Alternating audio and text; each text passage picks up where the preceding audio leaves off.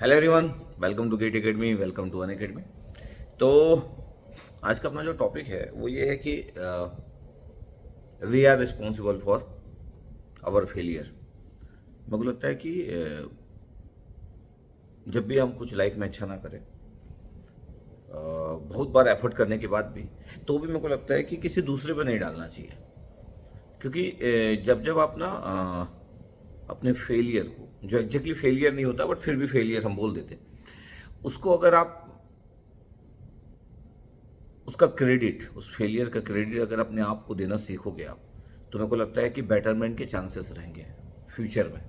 लेकिन अगर आप उस फेलियर के लिए किसी को रिस्पॉन्सिबल मानोगे, क्योंकि अभी ऐसा हो जाता है कि एक स्टूडेंट जब अच्छा करता है तो उसको लगता है कि आई डिड, बहुत एफर्ट किया मैं, बहुत मेहनत किया मैं, तो वो क्रेडिट जो है वो देता है, लेकिन उस तरीके से नहीं देता। मतलब आज की डेट जैसे जैसे ज़माना चेंज होते जा रहा है, क्रेडिट वाला जो पार्ट होता है मेरे को लगता है वो देता भी है, लेकिन उसके अंदर एक फीलिंग तो आ जाती है। और सेम वैसे ही जब कोई व्यक्ति फेलियर होता है तो वो भी उसके लिए किसी ना किसी को रिस्पॉन्सिबल मानता है। मेरे को लगता है दोनों ही गलत है, क्योंकि आप अगर सक्सेसफुल हो भी गए और आप अगर स्टूडेंट हो तो अभी जर्नी बहुत सारी बची है। अभी ऐसा कुछ है नहीं कि हर साल लोग टॉप करते हैं, हर साल लोग गजब का रैंक लाते हैं, तो कितने सारे लोग लाते हैं, बट उसमें से कितने लोग इस जिंदगी को उस लेवल पे ले जाते हैं जिस जो मेमोरेबल बन जाए। मतलब कितने ऐसे AIR 1 पिछले मैं 19 साल से पढ़ा रहा हूँ, तो इस 19 साल में कितने AIR 1 होंगे जो मेमोरेबल क्रिएट कर दिए होंगे। तो इसलिए ज़िंदगी में अगर आप अच्छा करते हो तो डाउन टू अर्थ रहो, और क्रेडिट अगर जितना देना है उससे थोड़ा ज़्यादा दे दिया करो लोगों को, वो आपको ना डिफरेंट बनाएगा। लेकिन जब आप अच्छा नहीं कर पाते हो एफर्ट करने के बाद भी, तो वो वाला जो पार्ट होना चाहिए, उसके लिए जो रिस्पॉन्सिबिलिटी लेना चाहिए वो खुद पे लेना चाहिए ना। अपने पेरेंट्स पे डालना चाहिए, ना तो अपनी सिचुएशन पे डालना चाहिए, ना फाइनेंशियल जो कंडीशन जो भी उस पर, या किसी कोचिंग इंस्टीट्यूट पे, या किसी टीचर पे, या फ्रेंड्स पे, किसी पे नहीं डालना चाहिए।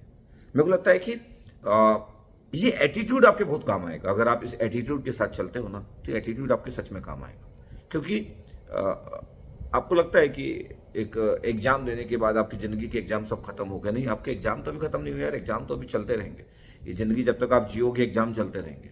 जब आप 60-70 साल के हो जाओगे, आई विश कि आप 70 साल तक जिए, तो जब आप उतने साल के हो जाओगे तब भी आपका एग्जाम खत्म नहीं होगा। ये ज़िंदगी का एग्जाम कहाँ खत्म होता है यार। ये तो मतलब आप ज़िंदगी के लास्ट दम तक, लास्ट जब तक सांस लेते हो तब तक एग्जाम चलते रहता है। ज़्यादा पैसे कमा लिए तो भी एग्जाम होगा, कम पैसे कमा लिए तो भी एग्जाम होगा। एग्जाम तो होता ही रहेगा आपका, उससे कोई भाग नहीं सकता और कोई भी नहीं भाग सकता।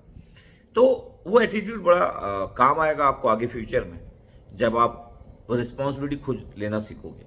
क्योंकि अगले बार फिर आप ना उसको बेटर बनाओगे, क्योंकि जैसे ही आप ना किसी दूसरे पे डाल देते हो अपने फेलियर वाला पार्ट, उसके लिए किसी दूसरे को रिस्पॉन्सिबल मान लेते हो, तो इसका मतलब है कि आप रिस्पॉन्सिबिलिटी से भाग रहे हो।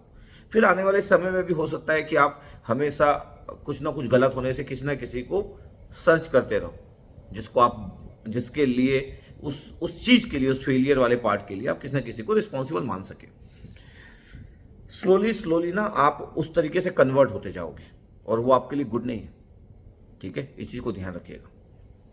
तो सक्सेस और फेलियर दोनों ही चीज़ को हैंडल करना बहुत टफ है। फेलियर को हैंडल करना भी आसान नहीं है कि खुद एक्सेप्ट किया जाए और फिर अगली बार और एफर्ट किया जाए और डेडिकेशन लेके आया जाए और स्मार्ट वे से और अप्रोच चेंज करके देखा जाए कि कैसे एग्जीक्यूट करते हैं। सक्सेस को तो डाइजेस्ट करना और भी टफ है। फेलियर को तो एक्सेप्ट करने के परसेंटेज थोड़े से ठीक भी हो सकते हैं, लेकिन सक्सेस को डाइजेस्ट करने के जो परसेंटेज है वो उतने ज़्यादा नहीं है, क्योंकि कम लोग होते हैं सक्सेसफुल, बहुत ही कम लोग होते हैं। तो जब आप लाखों की भीड़ में जब आप अपने आप को देखते हो कि मैं तो कुछ स्पेशल हूँ, अच्छी बात है, अप्रिसिएशन को एंजॉय करना चाहिए, लेकिन इस बात को भी मानना चाहिए कि जो आप किए हो हर साल कोई ना कोई करता है, हर साल कोई ना कोई करता है। इसका मतलब है कि आपकी जर्नी बहुत अच्छे से स्टार्ट हुई है। आपको थैंक्स बोलना चाहिए ऊपर वाले को, क्योंकि ऐसा नहीं है कि और कोई दूसरा उतना ज़्यादा कैपेबल नहीं था, ऐसा बिल्कुल नहीं है। तो थैंक्स बोलना चाहिए ऊपर वाले को, अपने अराउंड के लोगों को थैंक्स बोलना चाहिए, अपने टीचर लोगों को थैंक्स बोलना चाहिए, पेरेंट्स को थैंक्स बोलना चाहिए, अपने इन्वायरमेंट को थैंक्स बोलना चाहिए, खुद को थैंक्स बोलना चाहिए। क्या प्रॉब्लम है? तो मेरे को लगता है कि इस तरीके से जीने से ना चीज़ें बेटर होगी। तो मेरे को लगता है जीने का तरीका यही होना चाहिए। और इस चीज़ को हमेशा ध्यान रखें कि ज़िंदगी में अगर आपके लिए कोई 0.1% भी अगर कभी हेल्प किया है तो एहसान फरामोश कभी ना बने। 0.1% भी कोई अगर हेल्प किया है तो एहसान फरामोश बनना से बुरा कुछ नहीं होता है। और जिसके लिए आप बनते हो उससे बुरा फील उसको कभी नहीं दे सकते हो, याद रखिएगा। उससे होता ये है कि जब आप उसके साथ जब आप ऐसा करते हो तो फिर वो जो हेल्प करने वाला व्यक्ति है वो दूसरों पे बिलीव नहीं करेगा, तो आप बहुत सारे लोगों के लिए भी एक अच्छा मैसेज नहीं देके जाते हो। इस चीज़ को भी ध्यान रखना चाहिए। तो ठीक है, मेरे को लगता है मेरी बातों को आप ध्यान से सुनते हो, मेरी बातों को आप अच्छे से अंडरस्टैंड करते हो और फॉलो भी करते हो, तो इस चीज़ को भी फॉलो करते रहिए। ठीक है, ओके, थैंक यू।